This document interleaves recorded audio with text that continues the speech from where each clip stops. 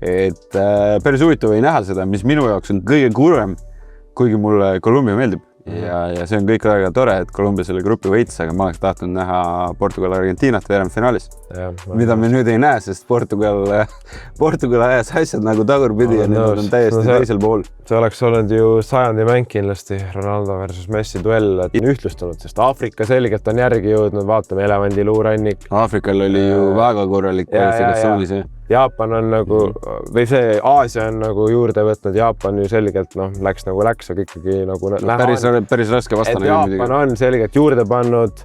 Saksamaal oli väga kaua aega, Saksamaa oleks pidanud selle mängu võitma. Selle asja oleks pidanud normaalajal üldse Saksamaa sugune sats ära otsustama. Ma loodan, et Saksamaa jalgpalliliit ei nagu poe selle taha peitu, et meie vastu tehti halb otsus, sellepärast kukkusime välja. Sest mänguliselt väga kehv.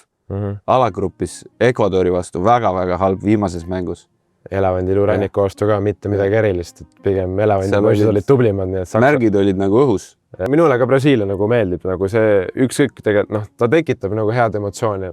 Vahet ei ole, kui hästi alasti, see on ka Brasiilia. See Joga Bonito, see on nagu niuke lõbus võtt ja niuke... Mulle Brasiilia meeldib, ma loodan, et Brasiilia saab poolfinaal. Pluss Brasiilia ja Argentiina poolfinaal jutuliselt oleks ju väga vinge.